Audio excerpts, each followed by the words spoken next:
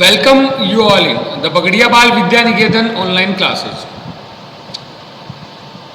In data handling, the next topic is operators. And simply we can say the operators are the symbols that perform any task on operands.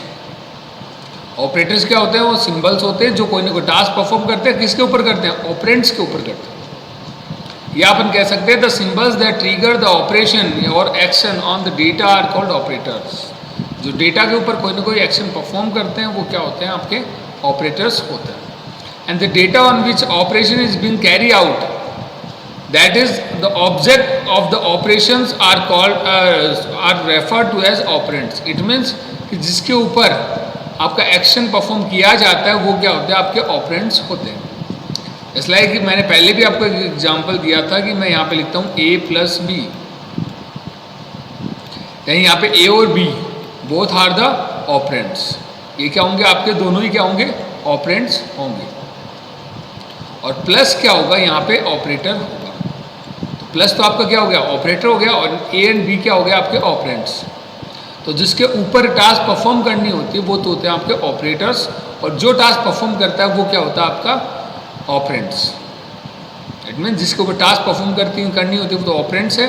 और जो task perform करता है वो क्या? आपका operators. And first is arithmetic operators. Arithmetic means like plus, minus, multiplication, division, reminder etcetera. देखिए जिसमें first they रखा है आपको वो दे रखा है यूनरी प्लस.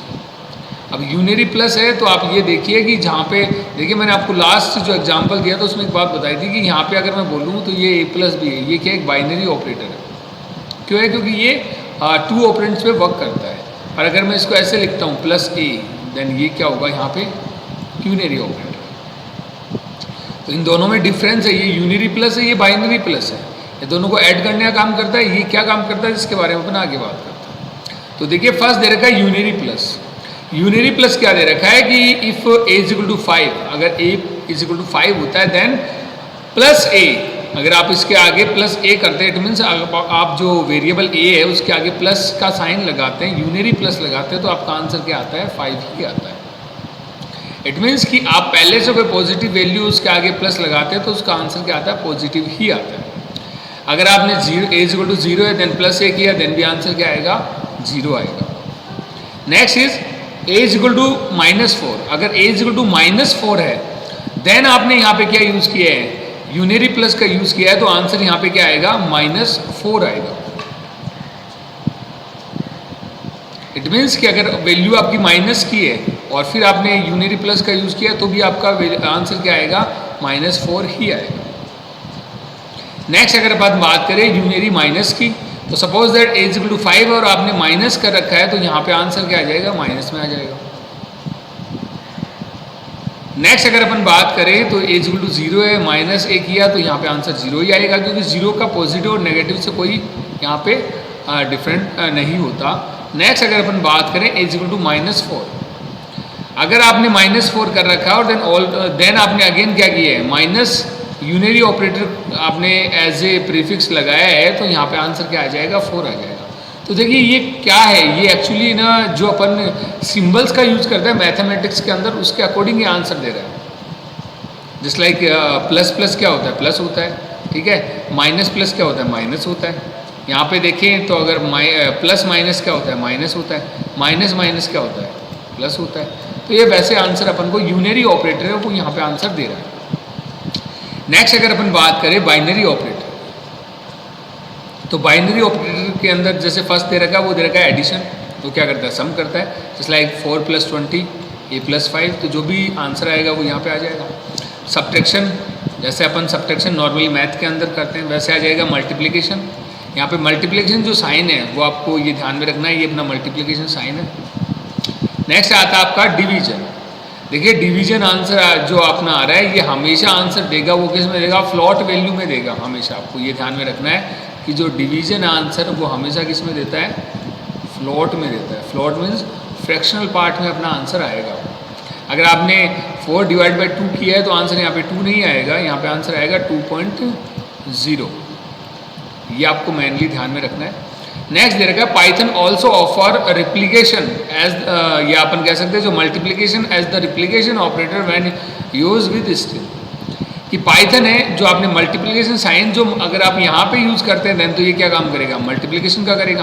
पर आप अगर इसको स्ट्रिंग के साथ काम करते हैं, लेते हैं काम में, तो ये एज ए रिप्लिकेशन ऑपरेटर काम करेगा। कैसे करेगा देखिए मैं बता देता हूँ आपको। जैसे मैंने सपोज दैट यहाँ पे लिखा ए, देन यहाँ पे मैंने लिखा बी और यहाँ पे मैंने लिखा सी। मैंने ये क्या बना रखी है, स्ट्रिंग बना रखी है।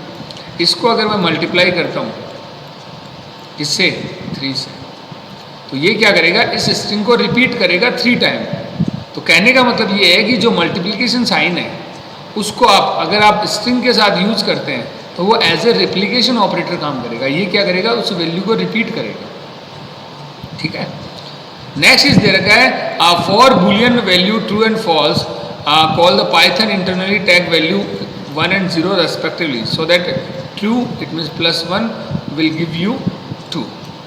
इसका मतलब यहाँ पे क्या है कि जनरली आपको इतना ध्यान में रखना है कि बुलियन जो वैल्यू है उसके लिए अपन क्या यूज़ करते हैं, ट्रू एंड फॉल्स का यूज़ करते हैं। देन अगर यहाँ पे दे रखा है कि that Python internally tag value 1 and 0 respectively, किसके लिए, ट्रू फॉल्स के लिए। पर अगर आपने ट्रू +1 किया है तो ये आंसर आपको क्या देगा, 2 देगा। ओके। नेक्स्ट अगर अपन बात करें फ्लोर डिवीजन, देखिए फ्लोर डिवीजन क्या कहता है, is a division in which only the whole part of the result is given in the output. यहाँ पे आंसर आपको क्या मिलेगा, ओनली होल पार्ट आंसर में मिलेगा। कैसे, सपोज दैट a = 15.9 है और b = 3 है। अब यहाँ पे आपने किया a, then floor division b।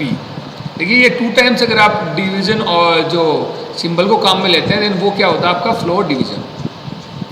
तो यहाँ पे क्या दे रखा है, फ्लोर डिवीजन दे रखा है। तो अगर मैं यहाँ पे फ्लोर डिवीजन काम में ले रहा हूँ तो आप देखिएगा इसको अगर अपन इससे डिवाइड करते हैं तो डिवाइड करते तो 5 पॉइंट समथिंग आंसर में आता है अपना। पर यहाँ पे आंसर क्या आ रहा है, ओनली होल पार्ट ही आ रहा है, इट मीन्स 5.0 आ रहा है। बाकी जो आपका जो फ्रैक्शनल पार्ट है वो कंप्लीट आंसर में नहीं आ रहा। तो वो आपका क्या, फ्लोर डिवीजन। इट मीन्स कि ओनली होल पार्ट ही आपको यहाँ पे आउटपुट में मिलेगा। नेक्स्ट देखिए दे रखा है यहाँ पे 6.5, देन फ्लोर डिवीजन 2। अब 2 को अगर देखें तो ये 3 पॉइंट समथिंग आएगा, पर आंसर में क्या दे रखा है, ओनली 3.0 दे रखा है, क्योंकि ये ओनली होल पार्ट को यहाँ पे आंसर में देगा। नेक्स्ट देखिए दे रखा है 7, देन फ्लोर डिवीजन 3। अब यहाँ पे क्या आएगा आंसर, 2 दे रखा है। अब आपको ये ध्यान में रखना है कि देखिए यहाँ पे तो आंसर आ रहा है 2 और ऊपर आ रहा है 3.0, तो इन दोनों में क्या डिफरेंस है। इसलिए अगर आपके ऊपर यहाँ पे वैल्यू अगर आपके जो फ्रैक्शनल पार्ट आता है तो आंसर भी फ्रैक्शनल पार्ट के अंदर ही आता है, और अगर यहाँ पे वैल्यू आपके इंटीजर है तो आंसर भी किस में आएगा, इंटीजर में ही आएगा। Next is modulus operator. देखिए रिमाइंडर क्या करता है, सपोज दैट मैंने यहाँ पे लिखा 7 रिमाइंडर 3, जो परसेंटेज साइन है अपने प्रोग्रामिंग लैंग्वेज में काम में आता है एज ए रिमाइंडर। तो अगर मैं 3 को इससे डिवाइड करता हूँ तो 2 टाइम्स क्या हो जाता है, डिवाइड हो जाता है, और यहाँ पे रिमाइंडर क्या बच जाता है, 1 बच जाता है भैया। तो ये रिमाइंडर ऑपरेटर है। सपोज दैट मैंने यहाँ पे लिखा 12 और यहाँ पे लिखा मैंने रिमाइंडर 5। अब 12 रिमाइंडर 5 का मतलब क्या होगा, आप 12 को जो डिवाइड करें 5 से, तो यहाँ पे कितनी टाइम जाएगा, 2 टाइम्स जाएगा, और लास्ट में रिमाइंडर क्या बच जाएगा, 2 ही बच जाएगा। 10 के बाद में 2 बच जाएगा, क्योंकि ये 12 है, पूरा भाग जाएगा नहीं, इसमें डिवाइड होगा नहीं। तो ये आपका रिमाइंडर, जो आपका जो परसेंटेज साइन है वो यहाँ पे एज ए रिमाइंडर काम में आता है। नेक्स्ट आपका दे रखा है एक्सपोनेंशियल ऑपरेटर। देखिए ये क्या है, डबल टाइम अपने यहाँ पे 2 टाइम्स क्या है आपका मल्टीप्लिकेशन साइन है, ये पावर के लिए काम में आता है। सपोज दैट मैंने यहाँ पे लिखा 5, देन मैंने यहाँ पे 2 बार यूज़ किया मल्टीप्लिकेशन साइन, और देन मैंने यहाँ पे लिखा है 2। इसका मतलब क्या है, ये एक्सपोनेंट करके देगा, इट मीन्स 5 की पावर 2, तो आंसर क्या आएगा 25। तो ये आपका exponential operator. Next is augmented assignment operator.